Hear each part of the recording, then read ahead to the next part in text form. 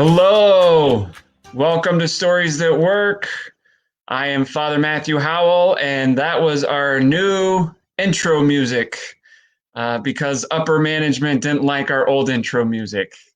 But that, for those of you who have seen Deacon Adams' film Building Hope, that song was in there. So we're going to try that out for a little while.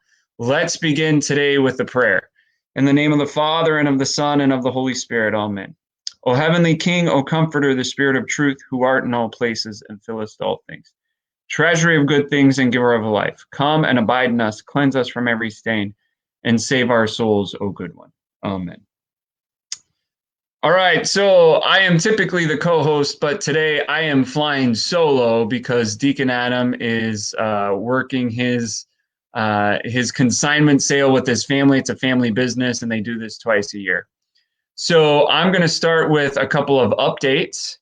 The St. Athanasius Academy is in full swing. The homeschool classes begin next week, and the homeschool has core classes for grades K through 12.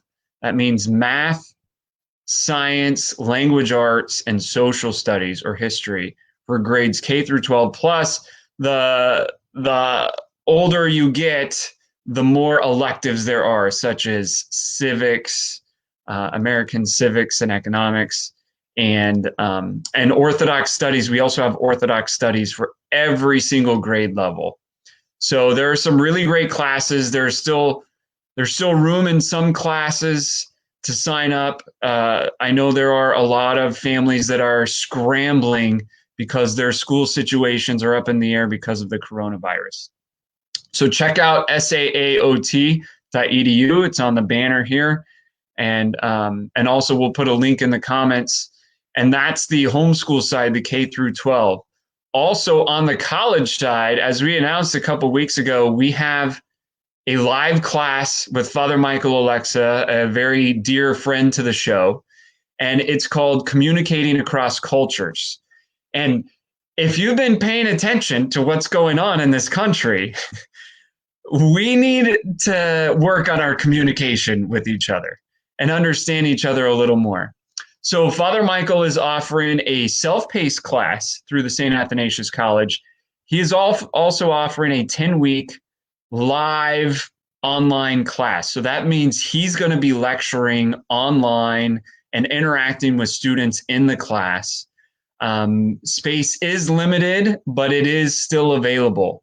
There are students signed up for his class, and his class will be, I believe, Thursdays at 7 o'clock Eastern or 3 o'clock Alaska time. And because that's where Father Michael Alexa is.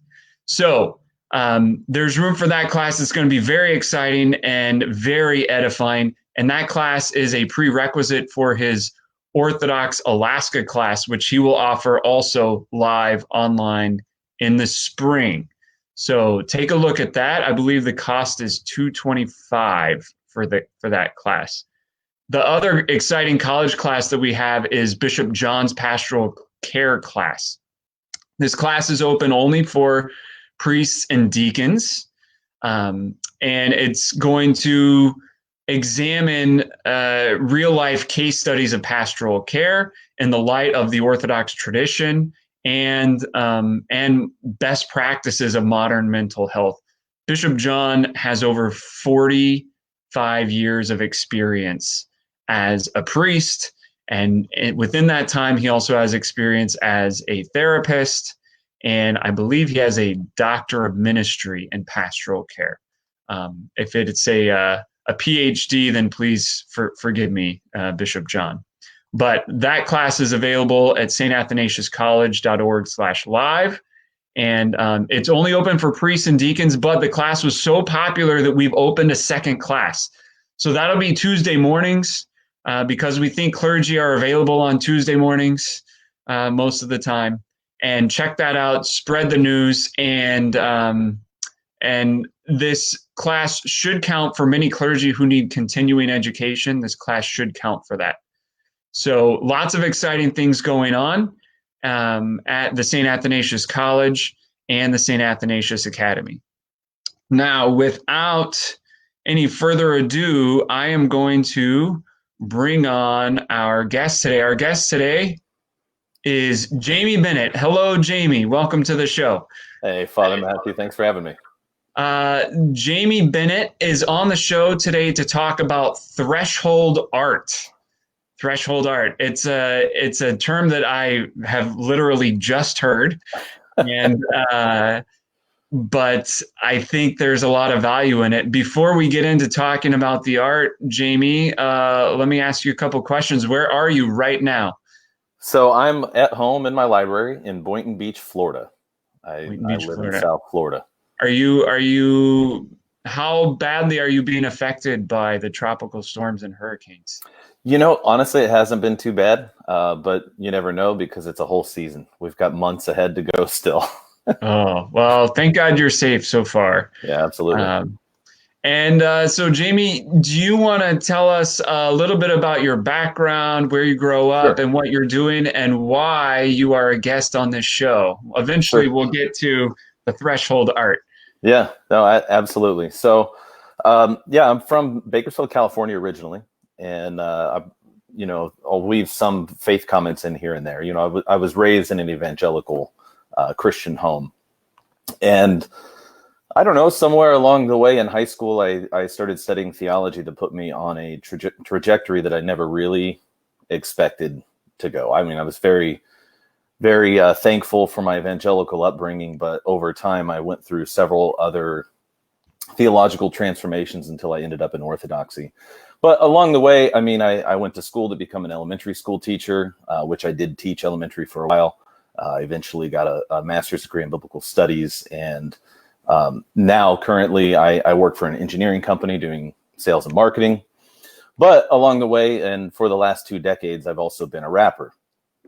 And that is part of what prompted us to have this conversation. I have a group called Royal Ruckus, and we were kind of established in the late 90s, and we just never quit going. We're still making music. We did take a little bit of a hiatus for a while, but we've been active in various industries with that music as the industries change, both Christian and mainstream. We've kind of done a little bit of both. And somewhere along the way, I ended up in Nashville, Pennsylvania. I got baptized in Hawaii. That's a great place to be Orthodox.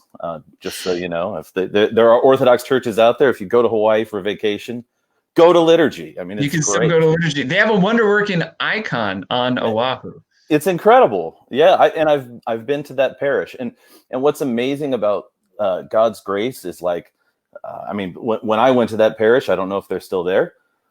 They were in like a little strip mall, and they made this beautiful temple. You walk in through the strip mall, and here's this beautiful temple, and they have a miracle working icon. Just incredible. Yeah. Incredible. Yeah, they actually, just so you know, as a side note, they just bought a new building on the north side of the island. Thank God. They bought a church, so they can kind of convert the church into an Orthodox church, and they have a lot more space. But that's fantastic. Yeah, I was more connected with the Big Island community. Okay. And they've also had their own growth. They did a similar thing. They bought an old Mormon church and converted that into an Orthodox temple. Just really cool stuff. Yeah. So you said you were baptized, but if you grew up evangelical, like are you talking about an Orthodox baptism, or are you talking about a? Yes. I let that one slip. I was baptized. Some bishops do require that, and then other bishops might have chrismated me. But so, how long ago did you become Orthodox? I guess it's 12 years, 11 years. Okay, something like that. Okay, and how did you find the church, the Orthodox Church? A lot of it was reading books, but I mean, there are people along the way too, right? It's never like one thing. Sure. A lot of reading books, a lot of exploration of history. I fell in love with liturgy. I almost became a Lutheran. It was like, but ended up in Orthodoxy. I did spend some time as an Anglican. So a lot of that was not that unusual of a story. Sure. But then there are like great little fun things. Like there was a second grade girl at the school I worked at that would talk to me about the Theotokos. And she turned out to be a priest's daughter. Like it was like these little micro bits. Where was that? Do we get a name? Can you name drop? Sure. Father Joseph Chaffee is the priest, the Greek Orthodox Church in Bakersfield. And, shout out to Father Joseph for raising an awesome kid. Right? Seriously. And Evanthea, she's grown now. So, but you can plant, even children are planting seeds out there, That's important. That's awesome. Yeah. So you grew up evangelical in Bakersfield, and then you said we have made music. Like, sure. Is it a group? Is it a partnership? Like, who are you making music with? And start talking about your music. Sure. Yeah. So my partner in the group, Michael Walker, we have rap names too. So I'm Chun J is my rap name. He's Flatline. And our group is Royal Ruckus. We just started out as high school kids. And there have been other members, but we've been the two consistent members through all these years. We grew up together at the same evangelical church. And we, as I made various theological journeys, he kind of, we had similar paths with that, but we grew up in the same neighborhood, same church, same schools. We weren't necessarily close when we were young, but we knew each other. And when we started making music, it was kind of a joke. I didn't take myself too seriously, but I did like writing raps, and he just liked making songs of any kind. He's one of these guys that plays like 8 instruments, so we put our heads together. I hate people like that. Right? Like, it just bother me. How does this happen? I can't play anything. Yeah. So that's kind of, that's kind of how it got started. And it was just in the garage. And when we had friends inviting us to play birthday parties and things like that, we started taking it seriously. And at some point along the way, we inked a record deal with a Christian label in Nashville. They paid to move us to Nashville, and that was an incredible journey. We were young. We didn't know what we were doing. We had some management in place and booking in place, and we had a great run. Had some singles that got a little bit of traction, but we never became a household name or anything. And so when you're one of those bands, and there's a lot of bands like that, tons of bands get signed and put out a record or two, and then they go into obscurity, or they go on to make independent music. And we went on to try both. We wanted to be obscure and independent. That's a joke. No, but we kept making music. It would be sporadic. And a few years ago, I just approached him and I was like, I think we have our best music in front of us. Let's put our heads together and see what comes out of it. And now we've put out a double album, 3 EPs, and a Christmas single. So we've done a lot in a few years. Wow. But you've been making music since 1998. Yes. And did you set out to make Christian music? Yeah. So that's such a good question. And you would think I'd be better at answering it if I've been answering that question since 1998. I'm still terrible at it. And the reason is because I think it depends on what assumptions we have coming to the table. So for us, we really wanted to be Christians, and we wanted to be musicians. And we didn't want to be hypocritical, but we didn't see our work necessarily as straight evangelism. Now, remember, I said we started when we were in high school. We went to youth group every week. We were pretty typical evangelical Christian kids.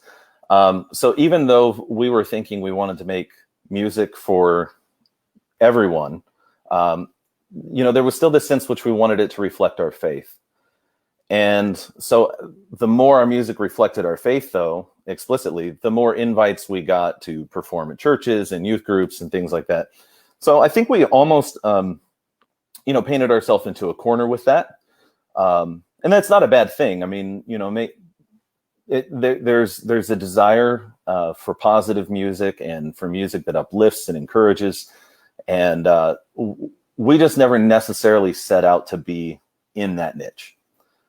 Yet we found ourselves there, and that's how we ended up in Nashville and working in the Christian industry. I think 1 Corinthians 10:31 was one of the pivotal verses for me, was that kind of governed a lot of what we do. St. Paul says, whether you eat or drink, these are ordinary things, right? Whether you eat or drink or whatever you do all to the glory of God. And so we felt like we could write just a silly song, or we could write a profound song that points someone explicitly to Christ. But either way, we felt like the song should reflect who we are and reflect ultimately the glory of God. So your music, it sounds like your music has always lacked the blatant immorality of the mainstream hip hop, hard rock genre, right? Yes. Without always having the blatant evangelistic purpose, right? So it's just music. Like for you, it's just music. Yeah. But it's music that you wouldn't mind listening with playing for kids, or it's not going to mess somebody up. You don't have to go to confession after hearing it, right? Right. Yeah. And I mean, my goodness, like in the early years when we were really kind of figuring out who we were as a group artistically, I was going to school in order to become an elementary school teacher. I was literally working at an elementary school. How am I going to go and change all that? No, like I have always endeavored to be the same person wherever I am. And I know that's a challenge, and I'm not great at it, but it's definitely something I'm trying to do. And so when it comes to something like that, I guess you can sell more records if you talk about gross things, but that's not been my intention, and it's not been consistent with what I want to reflect in my life. Sure. So you became Orthodox. So let me back up. 22 years ago, you and your buddy start making music, like kind of in an official way together. Sure. But then 12 years ago, you become Orthodox. And did he become Orthodox? No, he didn't. And how has that changed the dynamics of the group? Yeah, so basically, we definitely, his perspectives. I'm not even entirely clear where he is today, but we came from the same place, but gradually, diverged a little bit. I approached him a few years ago and said, "Are there limitations on lyrical content? Anything that I would talk about that you would be uncomfortable with?" And of course, we've been friends forever, so he knows who I am. Mm-hmm. So sure, he could have made a list, but instead he's like, "No, I trust you. I trust your instincts." And I'm the primary lyricist in the group anyway. He does rap too, but he's more the music side, and I'm more the lyric side. I think his biggest concerns were concerns that wouldn't apply. Like, let's not make misogynistic music. Okay, sure. No problem. We never have, and that's not something I'm interested in starting. Sure, that kind of thing. Because your most recent album, which I listened to this week, is called Unexpected Joy. Yes, and you want to talk about where that name comes from? Sure. So this one, that's a great segue there, because I had to go to him to even get permission on, I had this vision for this record. And I was like, I can put this out under my own name if it's too orthodox, or we can put it out under Royal Ruckus. And he ultimately was totally comfortable with it. He even performed some of the vocals with me. So yeah, Unexpected Joy is an EP I came out with. I think we just hit the 1-year anniversary. It's streaming everywhere, but it's named after the icon of the Unexpected Joy. And I know people don't buy CDs anymore, but we have the whole story and the CD artwork and everything.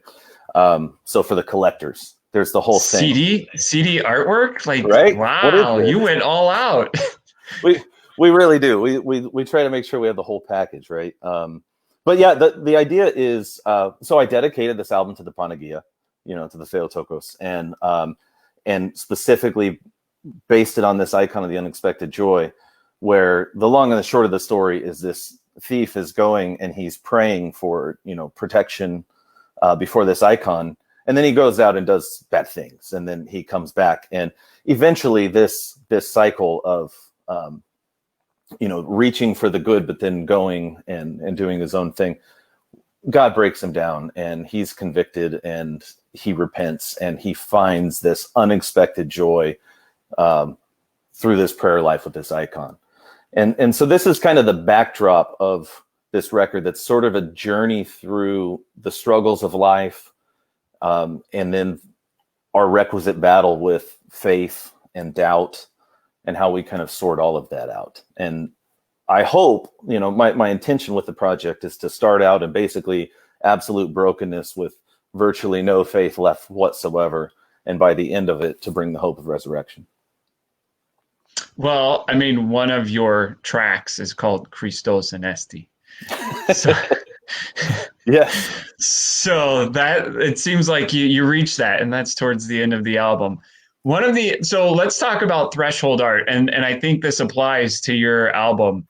One of the more thought-provoking tracks on the album, you don't even have any vocals on. Sure. It's all audio clips of Jordan Peterson. Yeah. And for those who don't know about Jordan Peterson, I don't think we have to go into it too much, but the clips are him simply talking about the existence of God, right, and the gymnastics it would take to believe that God doesn't exist. Right. Like, is that a sum it up pretty much? Yeah. And also as it intersects with the person, like, how am I going to live? Like, there's like several facets to it. Right. So let's talk about this in terms of threshold art. Like, talk to us about threshold art. What's the purpose of like a thought-provoking, I'll say provocative, but thought-provoking song like that in terms of who you are and what you're trying to do? Yeah. So I think, the best music, or the best art of any kind, is the art that provokes a response out of the individual, and or some sort of connection. So what I want to do with my art is not necessarily straight up in your face evangelism. And I suppose that there's a place for that in music, right? But I'm also not trying to do liturgical music. Our Christos Anesti song is meant to be listened to in your car, on your earbuds. Not sung in the church. Right. We're not trying to bring the drum machine in for Sunday liturgy. So I want to make that very clear. So this concept of threshold art, and I'm not even sure where I got it, but the idea is bringing people to the threshold of the church, or the threshold of faith, the threshold of bigger things, right? And not necessarily carrying them in. So what I want to do with a lot of our music is to provoke, to allow people to think, to be noticeably different, honestly. I like noticeably different in the whole ethos and spirit of what I do. Something that uplifts rather than pulls us back down to earth. And so I think what happens, if you hear my music, you listen to the lyrics, you absorb it. I think if it becomes part of you, it starts drawing you towards something, and hopefully that's ultimately drawing you towards Christ, and bringing you maybe perhaps to a literal threshold of the church, if not at least a metaphorical one. That's interesting. And I think about the story of the Evangelical Orthodox Church from the 1970s and 1980s, right? And they came into the Antiochian Archdiocese. Yeah. And I'll say my ancestors are there basically in that journey. But they were working for Campus Crusade for Christ in the 60s, bringing people to Christ, but then said, now where do we go? Right. And their search for that, for taking the journey further, led them to the Orthodox Church. But they were really good at bringing people to the threshold of a faith with Christ, and then didn't know what to do with them. Yeah. And so I guess, has anybody reached out to you through your music, through your performances, through your albums? Has anybody responded to you and engaged in any sort of dialogue or further seeking for a deeper faith? Yeah, for sure. And even before, even the Orthodox, even before the, Unexpected Joy is my most explicitly Christian record. That was after over 20 years of making music, right? But over the years, we've had all kinds of people. I've even had people email me, especially that we have started coming back out. They send me a direct message or something on Twitter or Instagram and say, gosh, I listened to you when I was in high school, and it made a big difference in my life then, and I'm so excited to see you around now. So some of the encounters I get are actually even more personal than that. They're people that I met at a concert and had a chance to speak into their life. And it's amazing what people, and this is why being an artist is such a huge responsibility, and why like the Christian music industry is not able to really handle it, because typically artists we're not pastors typically, and sometimes artists have weird issues that would make us terrible pastors. But if you have someone who truly cares and they take the time to listen, people often are very willing to open up to an artist, especially if they've connected with something lyrically. It might even be one of my breakup songs that someone connects with. And I've written a lot of breakup songs. I think it's a great genre. And there's not a lot of respectful breakup music out there, especially in the hip hop world. So I write them. And so you get people reaching out to you and going, you won't believe what I went through last year, and your song made a difference, and here's why. And it's just incredible. It opens up a conversation that, I just can't imagine another way that I could have facilitated it. And certainly there have been people that have inquired into orthodoxy through some of the work of Royal Ruckus, but I don't know that we've had any converts, and I'm not keeping a tally. No, just the fact that people, it intrigues them enough. Yes. That's the whole idea of threshold art. And of course, I think I also want to make it clear, like what you said earlier, you're a Christian making music. Yeah. And you're not setting out to impose your Christianity on everybody else. Well, and like my godfather, I'm sorry to interrupt. Let me just throw this out there real quick. My godfather was a painter, and he mostly painted Hawaiian landscapes. I don't think he felt the same pressure I think some musicians who are Christians do. Like, I don't think anybody was looking over his easel going, well, where, did you paint a cross on this? Whereas I think with more expressive forms of music like hip hop, there's a lot of words in a rap song. People are wondering, are you going to express your faith? Are you going to give me Jesus here? And actually, I want to. I just don't think I'm called to do it on every song, explicitly. I'm going in. I'm sorry, I did interrupt you, but no, go ahead. I have performed. Actually, I performed at an Orthodox church in coffee hours, Antiochian Orthodox Church. So thank you for that, guys. I don't want to get anybody in trouble, but no, it was a fundraiser. It was a fundraiser thing. But other than that, I don't typically play in churches, especially these days. Typically, I'm playing in bars or coffee shops, mainstream venues where I have an opportunity to connect with people that are probably not going to just walk into the average Orthodox church. But I can connect with them, and I can stay up and have a beer with them and talk to them and hear what's going on in their lives. I mean, it's just an incredible opportunity, honestly. Yeah, getting yourself into those venues to connect is important. Yeah. And showing them that there is an alternative to what the mainstream media, music, Hollywood, whatever, says that life needs to be, which is simply self-gratification and when it boils down to it, ultimately hedonism, right? So I think that's really to be respected, that you can enter into that. I once had an artist a local musician come to my church, and they were very interested in Orthodoxy, but they were so committed to their music that they couldn't commit to the church on the weekends. And I said, well, at some point, something's got to give. Right. You know?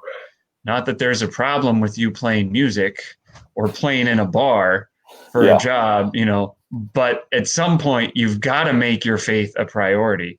Do you feel like you've been able to, I mean, do you feel like your music has interfered with your faith, or was there any conflict when you were becoming Orthodox? Did you have any sort of identity crisis? Yeah, well, related to the music, not really, actually. Now, of course, there's plenty of temptations out there, and if I'm spending time in a bar night after night, you know, you go on tour for 3 weeks and you're out drinking almost every night, that could take a toll. It really can, both physically and spiritually.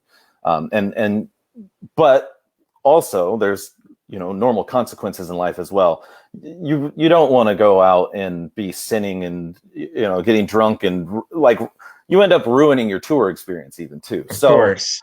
Yeah. When you say drinking, you mean having a beer with somebody, not getting drunk right after the show. Yeah. Right. Yeah. And, you know, and I don't typically play big enough venues for them to give me a case full of beer anyway. It's like, I get a $15 tab or something, you know. But the idea being, you know, I don't think it's necessarily negatively impacted or interfered. You know, when I've gone on tour with people, you know, the tours I've gone on have either been other Christians or people that have a pretty chill way of being. You know, the last tour I went on was with a mainstream artist, and we had absolutely no issues. He wasn't wanting to go out and party or anything like that or do drugs. So it was super easy to just get along great. As far as church goes and stuff, there have been tours where that was just not an option. But like we even years ago, we even had churches. We had a church we went to in Vegas. You know, like we knew where we would go on Sunday.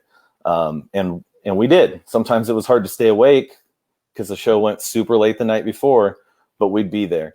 And I want to keep cultivating that. I don't want to change that about it. I don't want it to interfere in any way with my faith. Yeah, that's good. It's music. It's music to every priest's ears. I can imagine. It's all right. Well, I've run the gamut of my questions for you. Do you have any other thoughts that you'd like to share? Oh, that's too big. Okay. How about any upcoming live performances or something for people to look for if they go visit your social media? Sure. Yeah. Well, you know, I'm always posting stuff on social media, but royalruckus.com has like access to all of our music, and we've done a ton of music videos. So that's a fun thing too, because people, and a lot of people connect really with visual stuff. So we've created a lot of videos that are a lot of fun, and we have a lot of great stuff in the works. I'm working on a record right now that's a concept record called Mr. Rogers of the Rap Game. And I sort of pay tribute to Mr. Rogers, but I bring a lot of guest artists in, and it's not a children's record. So don't start thinking we're going to buy it for our preschool kids. It's actually written more for the grown-ups, the people who grew up on Mr. Rogers. Yeah. And so every song is inspired by him in some way, but it's a true record. So like there are songs that are not about Mr. Rogers, and then there are songs that are, but all of them connect to his life and teaching in some way. And I will have music videos, all kinds of stuff. So I would definitely say keep an eye out for that. No live performances because of COVID stuff. Okay. I'm sure I'll do some live streams. I've done one so far, and I'll probably roll out some more. It's got a fun time. And last note, I hear you have quite an affinity for tacos. Yeah, that didn't even. I didn't think that was going to come up. No, I absolutely love tacos. I just think they're great. You know, I could eat tacos every day. So if somebody wanted you to come perform, they could pay you in tacos, and you'd be good with that? I'd be open for that. Okay. In fact, I actually did a unique tour a few years ago where I think there were tacos at just about every show.